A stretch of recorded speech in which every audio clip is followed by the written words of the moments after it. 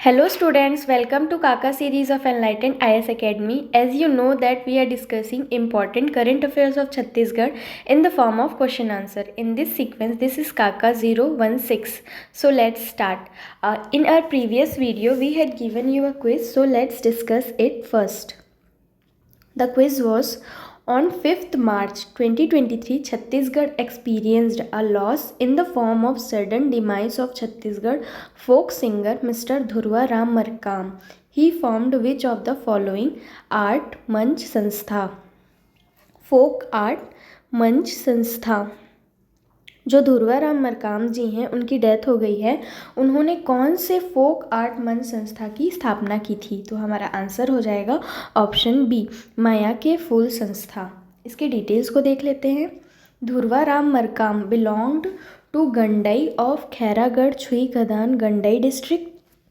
वो Gandai Khairagarh Chhuikhadan Gandai district से belong करते हैं। He died at the age of 71। He was associated with दूध मोंगरा since 1976। वो 1976 से दूध मोंगरा संस्था से जुड़े हुए हैं। His first song, उनकी पहली सॉन्ग है अम्मा के डार में बोले सुघर मैना तोर नैनी तोर गजनैनी नैना। अम्मा के डार में बोले सुघर मैना तोर गजनैनी नैना। Some of his famous songs are जतन करो धरती के संगी जतन करो, लगे रही थे दीवाना तोर बर मोर मया लगे रही थे, ए मोर करोंदा विलम जाबे ना, चल संगी देवताला मनाबो। ये सारे उनके फेमस सॉन्ग्स हैं। He was the great artist in the field of Karma ददरिया जस जवारा गीत as well।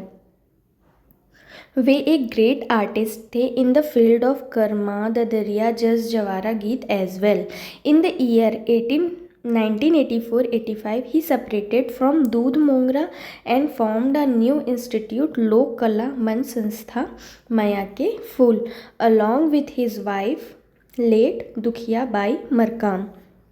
तो यहाँ पे हमारे लिए इम्पॉर्टेंट पॉइंट ये हो जाता है कि 1984 में वो दूध मोंगरा संस्था से अलग होकर अपनी खुद की एक इंस्टीट्यूट ओपन करते हैं, फॉर्म करते हैं, जिसका नाम है माया के फूल।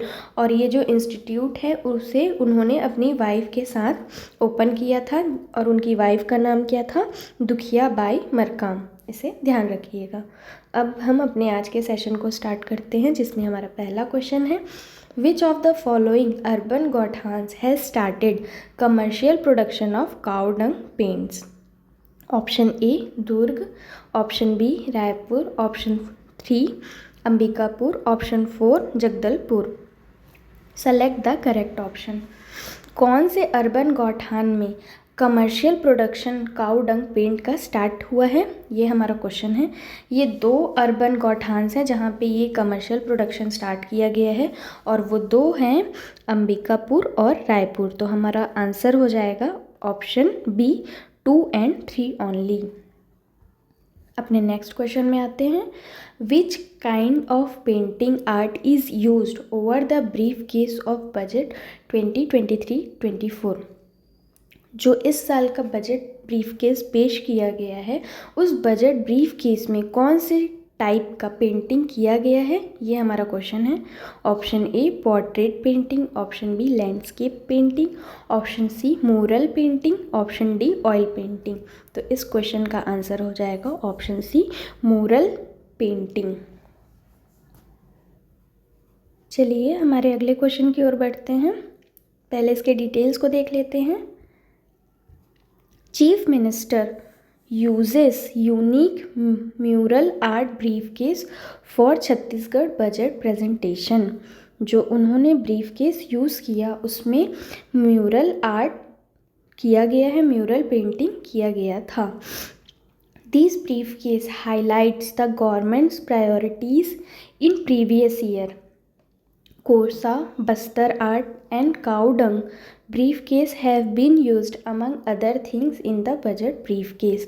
जो पिछले साल का बजट ब्रीफ केस था उसमें कोसा, बस्तर आर्ट और वो जो ब्रीफ केस था वो काऊ डंग से बनाया गया था, इसे भी ध्यान रखिएगा। The commercial production of cow dung paint was started in the urban gauthans of 2 cities in the states Raipur and Ambikapur.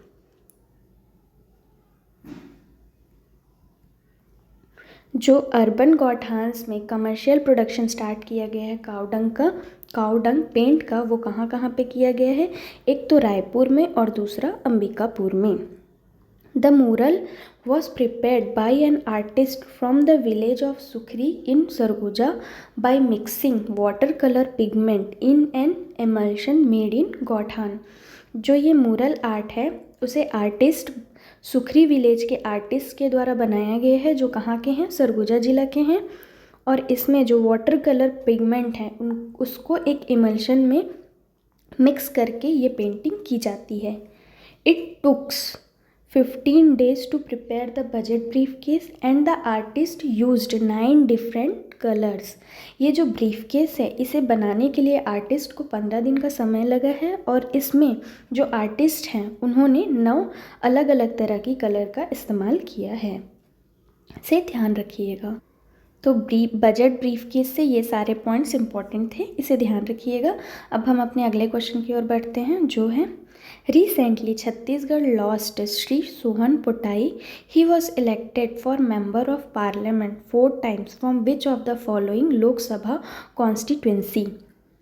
जो श्री सोहन पोटाई जी हैं उनकी अभी अभी मृत्यु हो गई है, वो कौन से कॉन्स्टिट्यूंसी से बिलोंग करते हैं? ये हमारा क्वेश्चन है।